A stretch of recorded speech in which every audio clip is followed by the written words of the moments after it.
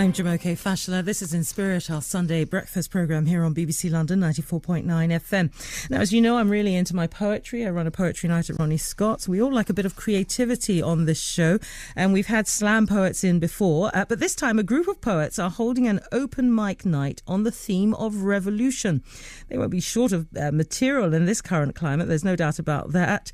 Sabrina Mahfouz is an award-winning poet and journalist of Egyptian heritage, and zkthepoet joins us as well. They're both performing on Wednesday at the iSlam poetry event. Good morning. Morning. Well, thanks very much for joining us. Sabrina, just fill in the dots for us. What exactly is this event all about?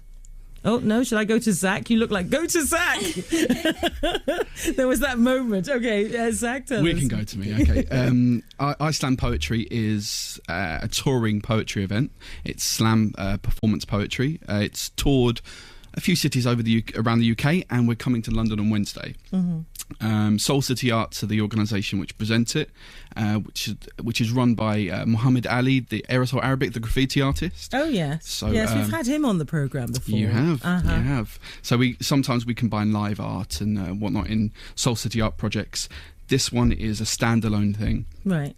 And we tend to bring in a diverse crowd and an eclectic mix of poets, which is exemplified in the poets we've got for this particular event coming up on Wednesday at Conway Hall. Mm-hmm. Does this come out of a kind of Islamic Muslim tradition? A lot of the crowd are Muslim. Yeah. It kind of began in Birmingham, where you've got a large Muslim population, but it's not religious based. You could attach the protest movement to the Muslim countries, and we will be to an extent on the night, but we've got a lot of people there, and there's mostly non-Muslims. Mm-hmm, mm-hmm. Sabrina, you're a poet and a journalist. Lots has been going on, obviously, in the Middle Eastern countries, as Zach has been referred to, and revolution all around us. I mean, even today we've got people sitting in Trafalgar Square. It seems to be an ongoing thing, doesn't it, that we are living in an era of change. How do you reflect that in your poetry? Well, I don't do that much political poetry, but I think that all my poems are kind of about change in a more personal space. So people having their own mini revolutions, whatever that might be about, whether that's about size or kind of how they see the world. Size? Yeah, because there's like a revolution at the moment. I don't know if I'm allowed to mention brand names, but there's a certain brand of jeans who's got an advert out at the moment, and it says, we think it's about shape, not size, and then they've got 3 models all exactly the same shape and size advertising the jeans. So I find that quite funny and sad. And also there's this whole thing that there's a revolution about, it's no longer great to be a size 6, but it's actually great to be a size 14, and kind of just all that, like you can't win, can you? Yeah. So I do it more on a kind of personal level, but obviously I don't really do that much journalism anymore. I do a lot more playwriting. Right, yeah. And so... and you were at the Royal Court, is that right? They put on your first play, is that correct? I did the Royal Court Young Writers Programme. Mm-hmm. Yeah, so that was... a lot of people were doing quite political-based stuff there. And it does come through little bits. But again, it generally, for me, seems to be kind of internalised revolution. You were more overtly revolutionary poet, Zach? No, I'm a comic poet, I'll be honest. A lot of us find revolutionary poetry difficult to write. Yeah. As I was discussing with Sabrina earlier, it's often very cliche, earnest. So I tend to stick to what I'm best at, but for this particular event, we'll be certainly broadening our spectrum and trying to get those revolutionary poems out. You've also got Shahwat Campbell on the list, and he is amazing. I love him. He's done my night several times. He is one of the best poets around, with an album called Bloodlines, which I adore. And there is that thing around how poetry in general, spoken word, performance poetry, has become quite trendy. But then there's also the danger, isn't there? It becomes so trendy, everybody gets on the bandwagon, but they're not actually really very good. And thank goodness there are people who can show the way. I mean, let's be honest here, because sometimes you get people like, really? Absolutely. You really think you're a poet? Absolutely. I want to support you, but I can't support you that much. And that is a danger. No, let's be honest. I mean, I'm an honest person. And the thing about slams, which maybe you can clarify for people who've never been to a slam, is that you've got, 3 minutes to kind of make your point? Yes, we restrict the time so that obviously the crowd don't get bored. But I mean, these slams are also an opportunity for development. We've got a couple of first timers at slam. Oh, okay. So it's their chance to be with experienced, established poets, and who can advise them along the way. We all have to start somewhere. Yeah, no, I totally agree in that we all have to start somewhere. It's just when you've been doing it for 5 years, you start to wonder whether if you're still as bad as the day you started, whether you should be doing it. But that's just a personal beef of mine. Now, Sabrina, give us something. We talked about the revolution of size and things like that. Is there a piece of poetry you can do for us which is quite short that will give us a flavour of the kind of thing you do? Yeah, sure. Well, I have been writing something about, I'm in a poetry collective called Point Blank Poets, and we do lots of issue-based stuff. So actually, I probably do more political things, I think. Anyway, this one is inspired by a question that was put to us by one of our members, Dean Atta, saying protest is. So that's what I'll do.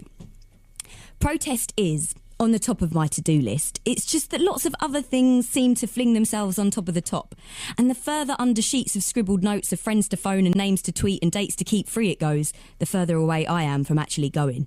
From putting my toes on the ground to sound in with the other to-doers who've somehow managed to schedule this protest in between the form filling, the MOT test, the dental hygienist, the Google list of things to do before you die, Facebook photo tags of you when you cry at the end of a night, removing the rust from the locks, the resetting of the Sky Plus box, and actually, it was on there that I saw 1 million people march for Iraq. And I felt bad I wasn't there, as I'd signed a petition, even held a raffle competition to make money for the cause, debated, dinner discussed, wondered how on earth they could ignore the fact that they were so wrong. But I'd still not gone. That to-do had got crossed out in favour of the need to buy WKD Blue and an HD TV while the offer was still on at Morrison's. Then it had gone from the list altogether when I noticed the little difference it made to bomb blasts and firepower and the hiring of private personnel to make their hell hang heavy in unblameable air. So you see, I was very shocked when I saw a non-democracy that's very close to me make more than a peep by stamping its feet in the dusty ancient city where my family sleeps. Protest there made protest here feel a bit fake. And I wonder if anybody hears what you say anyway. Take a placard and a picnic out, listen to music on the back of a bike, hike a hood over your head and think you're dead clever because you smashed up a bank before puking up all the beer you just drank. But they stood on tanks with Qurans and Bibles in their arms and abandoned farms and shops and jobs and homes to come together to make a change for the world that would write new history pages for all of their lives, and that's brave. But are we? And do we need to be? Are we so comfy with our Sky TV and our 2001 Beaujolais and our supposed liberty to remember what protest can really mean? Maybe we're just lucky. And maybe that's the result of a 1,000-year democracy. And maybe that's what happens after millions die to protect it. Protests just seem a bit... And maybe the women who protested back in the day and died for my vote actually fought for my right to say... I've got so much to do. Sorry, but I just can't march today. Brilliant. Thank you so much, Sabrina. That was great. Why don't you say you're not political poet? It's all in there. That is all in there. We're talking about Islam poetry, which is a revolution special, which they're holding on the 6th of April. This is this Wednesday at the Conway Hall in Holborn in London. Also in the studio with us alongside Sabrina Mahfouz is Zak the Poet. Now, you're a revolutionary comic poet. Is there something you can give us in like a couple of minutes that kind of show... 1 minute. Okay, go on. Our poetry enthusiast will tell where I've stole this from. Howling. I saw the best minds of my generation destroyed by Cameron. Starving, hysterical, naked, dragging themselves through the Sheffield Hallam streets at dawn, looking for a truth-nicking Clegg.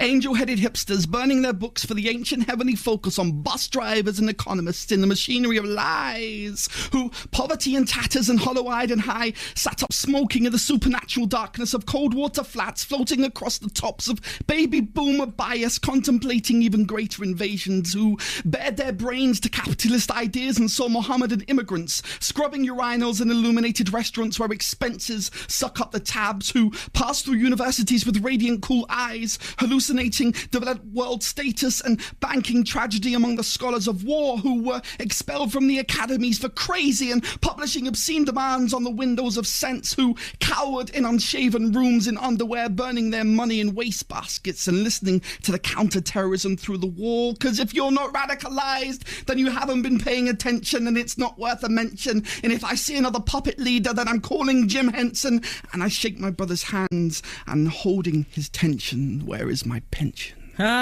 A tribute there to Allen Ginsberg and Hal. Well, it sounds like it's going to be a lively evening. Can I thank both of you for coming in this morning? It's been so nice to meet you. Thank you. Sabrina Mahfouz and Zak the Poet. As I said, they'll be at the Conway Hall, which is in Holborn, on Wednesday, the 6th of April, for Islam, a poetry, a revolution special.